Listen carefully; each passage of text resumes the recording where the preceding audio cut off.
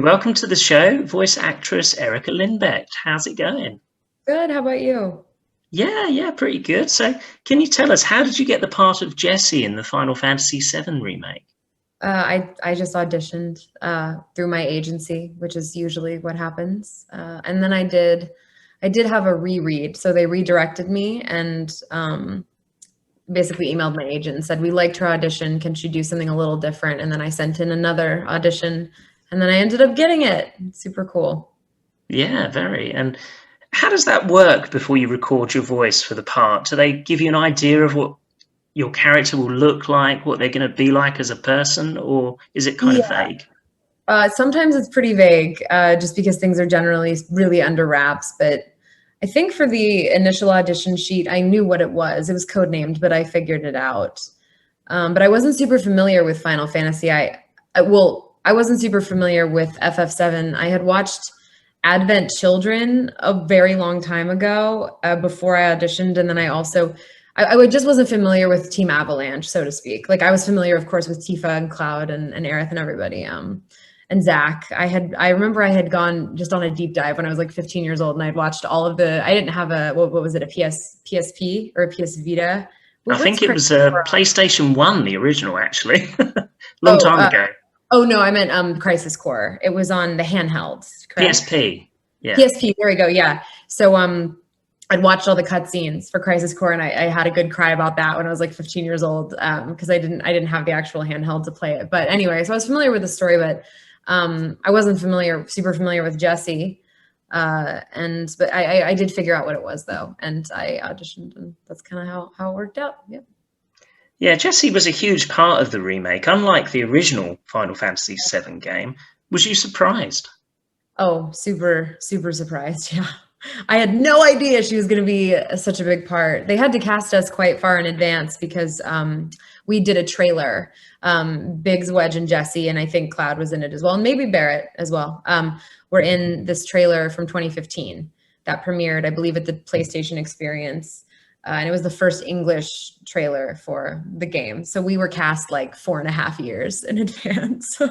So I've been Jesse for a very long time. It was really cool. And have you played Final Fantasy VII yourself? I mean, it's quite an old game, isn't it? Now, Yeah, I have not. I have not. I think my but first. Crisis Core you played. No, Crisis Core, I did not have a PSP, so I looked up the cutscenes on YouTube and watched them that Oh, way. yeah. I became very enamored with the story of Final Fantasy. So yeah, because it's incredibly character driven. So I had not played the games, but weirdly I knew the plot of a lot of, especially the FF7 universe.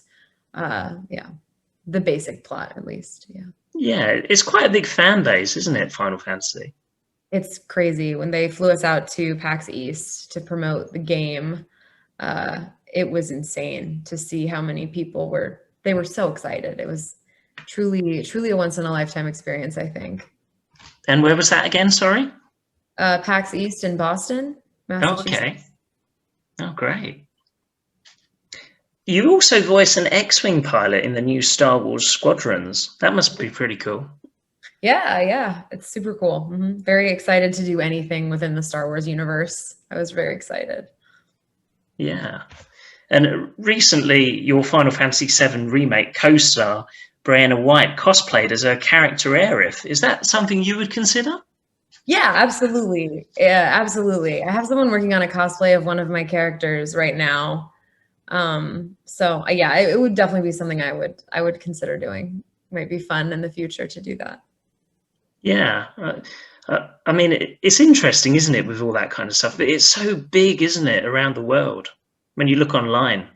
Oh yeah, it's insane. It's also just crazy to see how much people liked Jessie, like the fact that she became this kind of sleeper hit fan favorite character was shocking to me. I tend to go into, things with low expectations, so I'm never disappointed. And so it was nice to be surprised.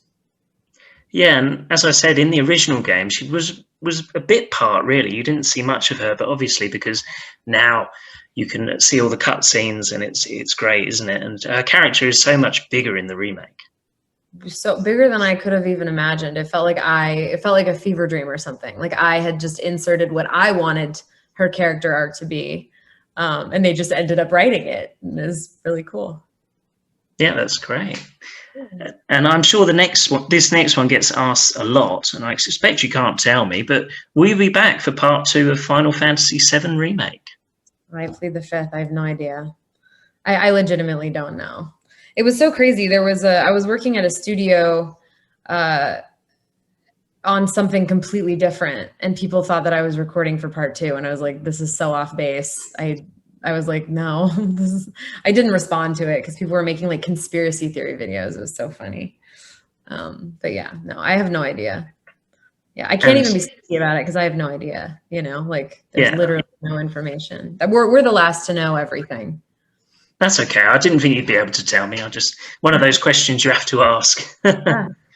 And I've done it with the ending as well. It's quite spoilers, but it's interesting, isn't it? Just to say that. Yes, it is interesting, I will say.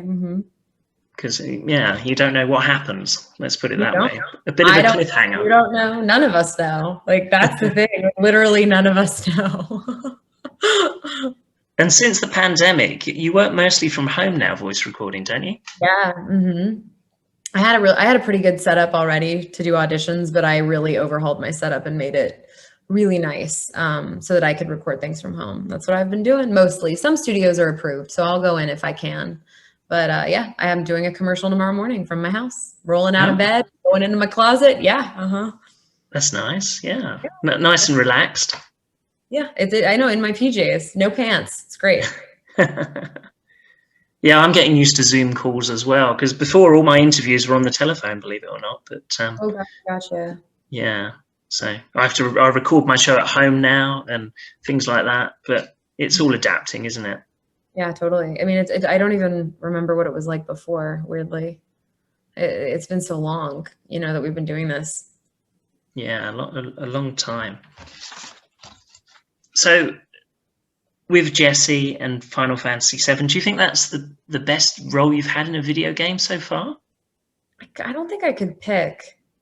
I honestly don't. I mean, there a lot of different roles mean different things to me.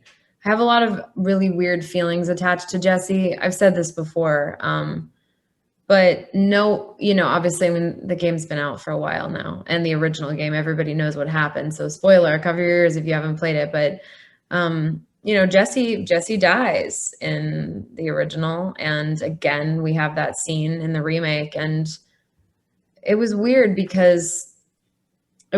for me because I booked the role, and then we waited like 4 years after doing that trailer, and I didn't know, I could have been, I wasn't sure if I would be Jessie at the end of it. One person says that they're not into your voice and you get replaced. Like, it was just such a huge deal to be any part of that game that I again was trying to go into it with low expectations, but I was so attached to her character, even just from doing that trailer.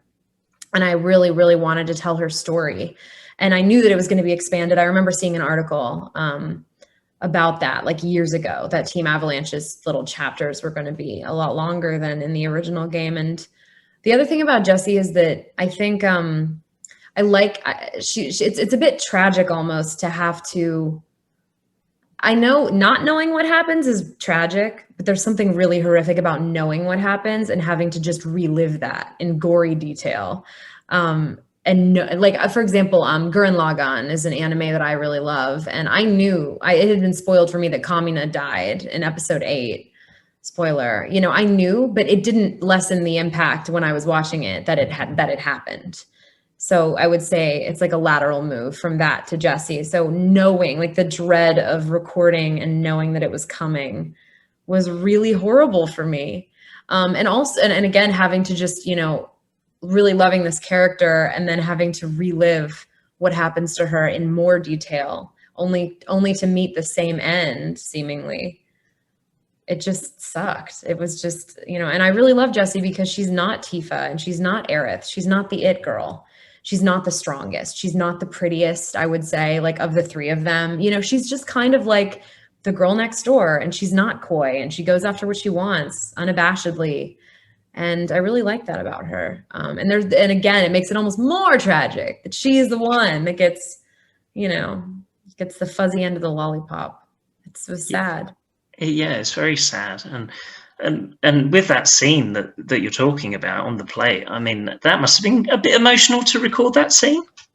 Oh, are you kidding me? It's hard to talk about it now. It makes me like, yeah, of course. Oh my God. It was awful. I didn't know what day it was going to be. And then I remember walking in and it was like, this is it. We're doing it. And I was like, no.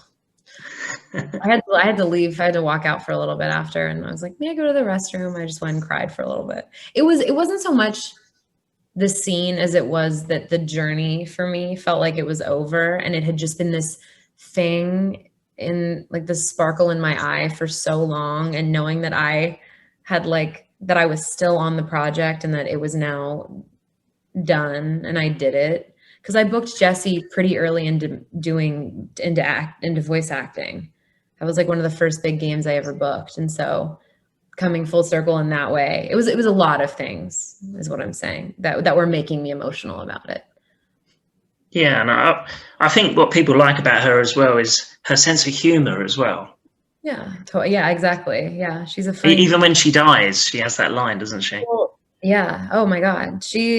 It's again even more horrific. I love those kinds of characters. They're still cracking jokes even when they're bleeding out, you know.